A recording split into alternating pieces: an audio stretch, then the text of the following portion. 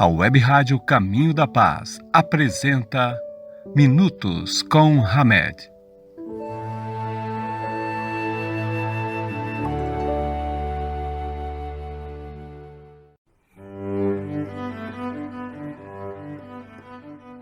Olá, sou Priscila e começa agora o programa Minutos com Hamed, na Web Rádio Caminho da Paz. E vamos para a leitura de um trecho do livro O Evangelho segundo o Espiritismo, separado pelo Espírito Hamed, que diz assim: Bem-aventurados os que choram, porque serão consolados. Bem-aventurados os que têm fome e sede de justiça, porque serão saciados. Bem-aventurados os que sofrem perseguição pela justiça, porque o reino dos céus é para eles. Capítulo 5, item 1, do livro O Evangelho segundo o Espiritismo, de Allan Kardec. Você já parou para pensar do porquê que dos nossos olhos físicos saem lágrimas? Será que do lado espiritual isso tem algum sentido? Existe um motivo? Afinal, o que são as lágrimas? Será que tem a ver só com coisas ruins?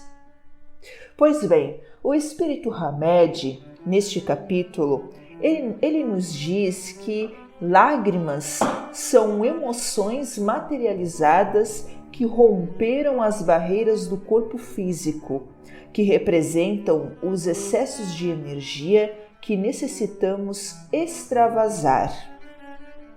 Nem sempre são as mesmas fontes que determinam as lágrimas, porque variadas são as nascentes geradoras que as expelem através dos olhos.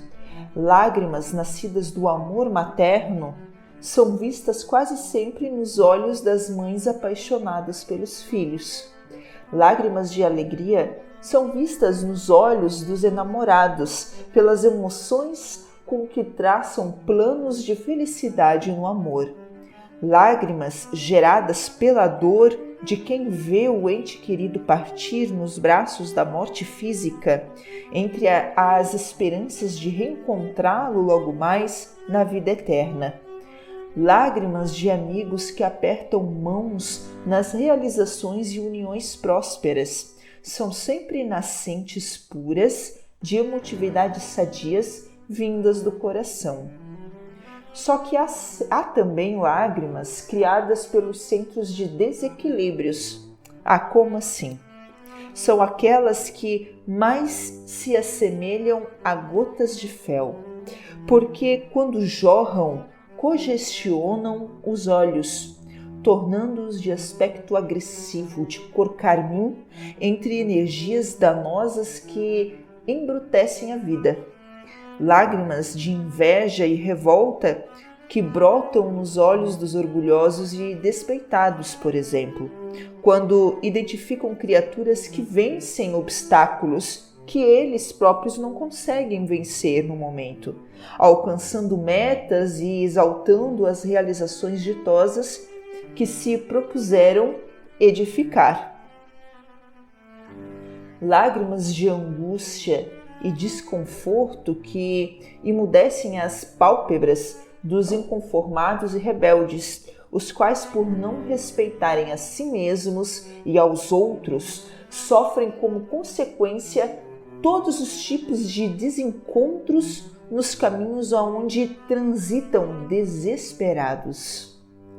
Lágrimas de pavor e devassidão, em uma análise mais profunda, são tóxicos destilados pela fisionomia dos corruptos, que lesam velhos, crianças e famílias inteiras, na busca desenfreada de ouro, de poder, de dinheiro. Lágrimas dissimuladas que gotejam da face dos hipócritas e sedutores, os quais, por fraudarem emoções, acreditam sair ilesos perante as leis naturais da vida. Você lembra do filme que mostra Jesus Cristo pregado na cruz junto com ladrões? Pois é, Conta-se que muitas lágrimas rolaram dos olhos desses ladrões crucificados junto com o Mestre Jesus. As gotas de lágrima do mau ladrão fecundaram no terreno dos sentimentos as raízes da reflexão e do discernimento que permitiram entender o porquê dos corações rígidos e inflexíveis. A humanidade aprendeu que há a hora de plantar e tempo de ceifar, e que nem todos estão ainda aptos a compreender a essência espiritual, nascendo, portanto, dessa percepção, o perdão incondicional. Mas dos olhos do bom ladrão deslizaram as lágrimas dos que já admitiram seus próprios erros, vitalizando o solo abundantemente e fazendo germinar as sementes poderosas que permitem às consciências em culpa usar sempre o amor incondicional para si mesmas e para os outros, como forma de restaurar a sua vida para melhor. Isso fez com que os seres humanos se aproximassem cada vez mais do patamar da reparação e do enorme poder de transformação que existem neles mesmos, reformulando e reorganizando gradativamente, de forma devagar, as suas vidas. Se estabeleceu assim na Terra o arrependimento. Pois bem, quem já se arrependeu de alguma coisa, mas de verdade, sentiu talvez até remorso? Quem já sabe como dói se sentir assim? Dói, não é mesmo? É a pior coisa que tem. Sentir um remorso, sentir esses sentimentos de culpa. Quem já passou por essa experiência vai conseguir compreender perfeitamente aquelas palavras do médium Chico Xavier, quando ele diz assim: fico triste quando alguém me ofende, mas, com certeza, eu ficaria mais triste se fosse eu o ofensor. O protetor, anjo da guarda, guardião de Chico Xavier, o Emmanuel, diz que o remorso é a bênção dos céus. É uma das melhores coisas que poderia nos acontecer naquele momento, daquela tal situação que a gente mesmo atraiu para a nossa existência atual. Mas por quê? Porque o remorso, ele serve para a renovação de conceitos e atitudes. No nosso mergulho interior, podemos analisar as nossas lágrimas e identificar a fonte geradora delas. E esse sentimento de remorso, quando a gente consegue perceber que a gente errou e a gente admite isso para a gente mesmo, ele faz com que a gente faça esse mergulho interior, que a gente faça questionamentos que talvez a gente nunca faria na nossa existência se não fosse por aquela situação. Hamed, então, nos diz que sejam sadias tuas fontes geradoras de emoções e que esse líquido cristalino, ou seja, as nossas lágrimas que escorrem sobre tuas faces, te levem ao encontro da paz interior, entre a alicerce de uma vida plena. Vamos agora fazer um breve intervalo e daqui a pouco voltamos com mais um capítulo da obra Renovando Atitudes, psicografada pelo médium Francisco do Espírito Santo Neto e ditada pelo Espírito Hamed. Até já! Estamos de volta com o programa Minutos com Hamed. Para quem chegou agora, sou Priscila e estávamos refletindo sobre as nossas lágrimas. Para quem não chegou a tempo ou gostaria de estar ouvindo novamente esse programa, vai estar disponível lá no nosso canal do YouTube. Lá você tem acesso a todos os programas da Web Rádio, tá bom? E daremos então continuidade, fazendo a leitura de um pequeno trecho do livro O Evangelho segundo o Espiritismo, de Allan Kardec, selecionado pelo espírito Hamed, que diz assim: como continuassem a interrogá-lo, ele se ergueu e lhes disse: aquele dentre vós que estiver sem pecado, lhe atire a primeira pedra. Depois, abaixando-se de novo, continuou a escrever sobre a terra. Capítulo 10, item 12, do livro O Evangelho segundo o Espiritismo, de Allan Kardec. Aquele dentre vós que estiver sem pecado, lhe atire a primeira pedra. Assim disse o nosso Mestre, Jesus Cristo, diante da mulher surpreendida em adultério. Jesus conhecia a intimidade das criaturas humanas e as via como um livro completamente aberto. Jesus, pela sua experiência já de várias reencarnações, várias vivências, ele sabia de suas carências e necessidades condizentes com o seu grau evolutivo, bem como conhecia todo o mecanismo proveniente de sua sombra, da gente, da humanidade. Quer dizer, a soma de tudo aquilo que elas não desejam ter e ver em si mesmas, aquilo que a gente não aceita ver em nós mesmos. O termo sombra foi desenvolvido por Jung, eminente psiquiatra e psicólogo suíço, para conceituar o somatório dos lados rejeitados da realidade humana, que permanecem inconscientes por não querermos vê-los. Jesus sabia que todas as pessoas ali presentes fariam daquela mulher um bode expiatório. Mas isso para aliviar as suas consciências culpadas, projetando sobre aquela mulher seus sentimentos e emoções não aceitos e apedrejando sumariamente conforme as leis da época.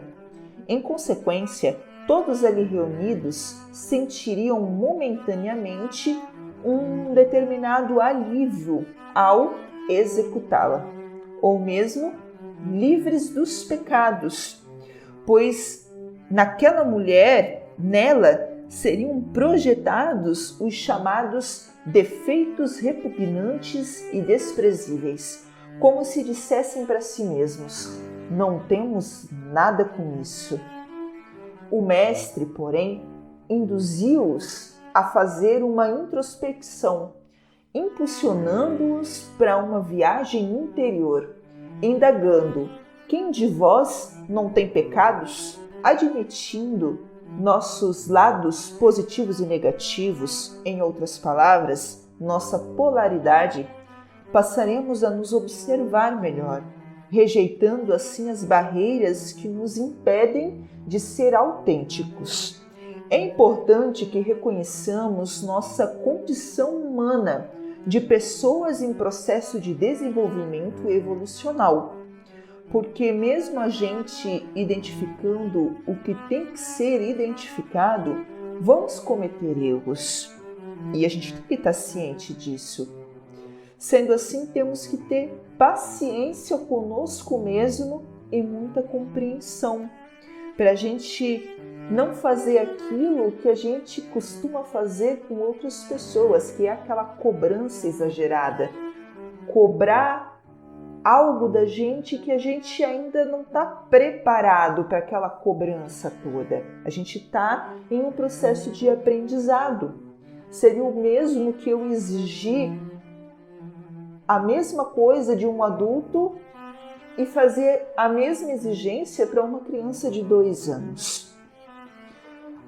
Ao assumirmos, porém, os nossos opostos como elementos naturais da estrutura humana, egoísmo, desinteresse, dominação, submissão, Adulação, aversão, ciúme, indiferença, malícia, ingenuidade, apego, apatia.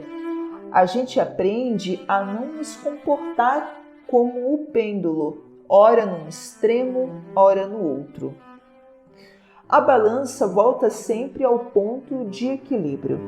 E é justamente essa a nossa meta de aprendizagem na Terra. Nem avareza, nem esbanjamento. Nem preguiça, nem superentusiasmo. Nem tanto lá, nem tanto cá. Tudo com equanimidade, equilíbrio. Isso é, dando igual importância a todos os lados, a fim de acharmos o meio termo das coisas.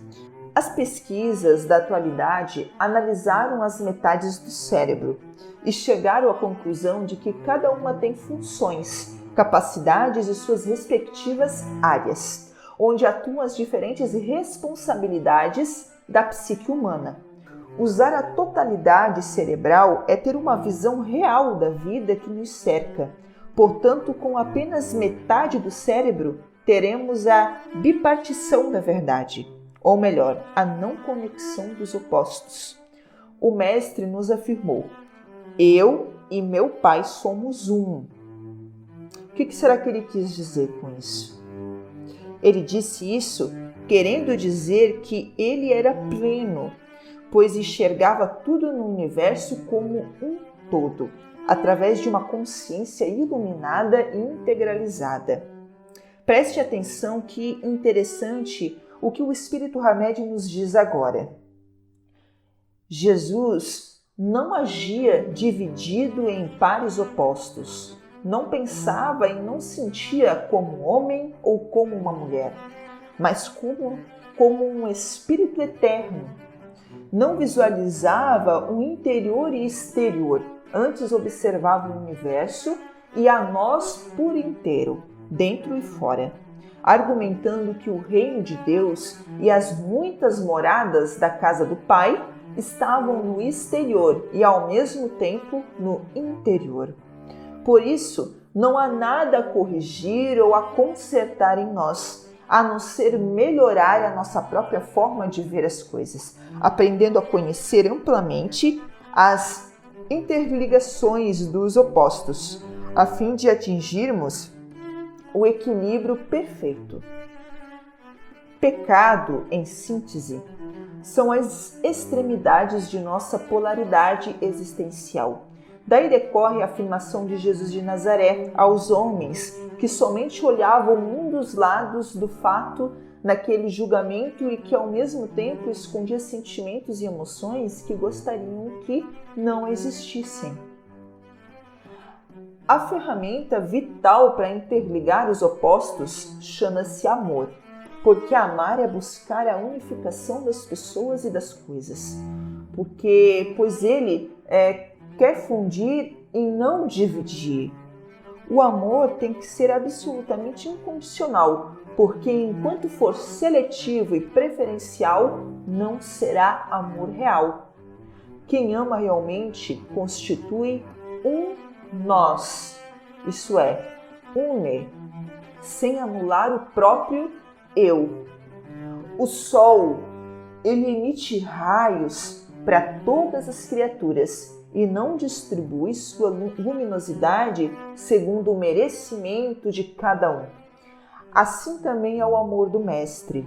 Não diferencia bons e maus, certos e errados, poderosos e simples. Não separa nem divide, simplesmente ama a todos, pelo próprio prazer de amar.